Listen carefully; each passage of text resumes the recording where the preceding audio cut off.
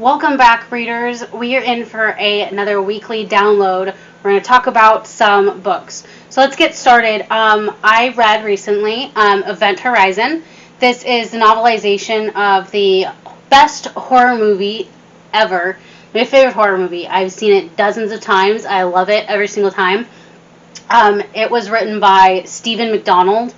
So it's a horror movie set in the future where a group of space salvagers go out to salvage a ship that just reappeared after being missing for like 7 years or something like that. The Event Horizon is the name of the ship.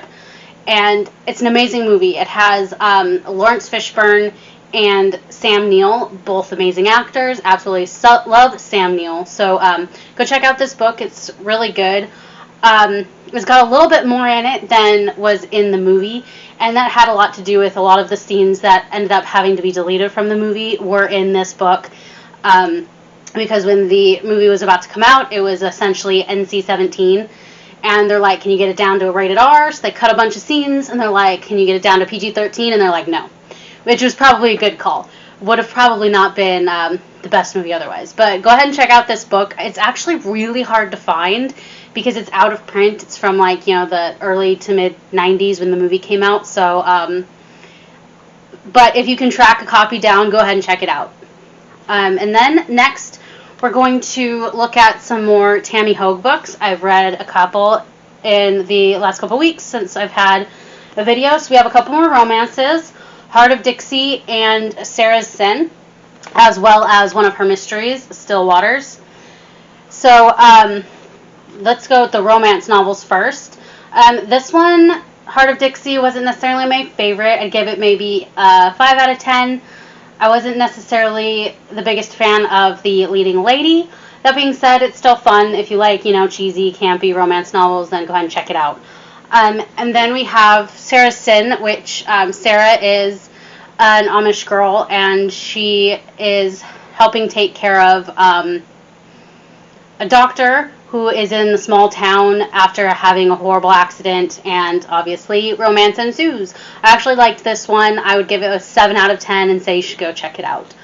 And then we have Still Waters, the first of her mystery novels that I have read since, going into the deep dive of her books. It's about a woman and her teenage son who have recently moved to a new town. Small town, murder starts happening, and the people in the town aren't necessarily the nicest to her.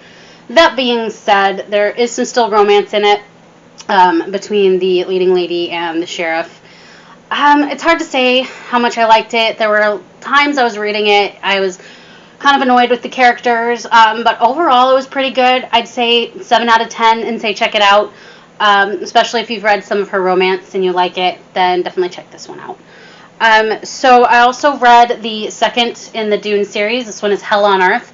Our two characters, Finn and Arlene, make it back to Earth, and the alien invasion has happened, so they're trying to help, I guess. I didn't really like this one as much as the first one. I would give this probably a 4 out of 10. It wasn't as good. A lot of times I was just kind of bored or annoyed, and it just the action didn't really take place until nearly the end of the story.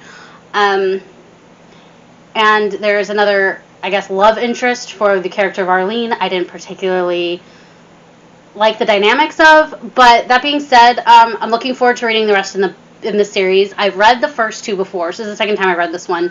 I have not read the third or fourth one yet, so I'm looking forward to actually finishing it and seeing how those go, so I'll let you know how the third one is when we get there.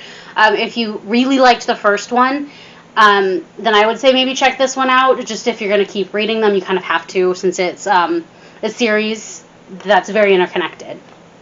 So lastly, I read the first two books in the Cooper Kid Adventures by Frank Perretti.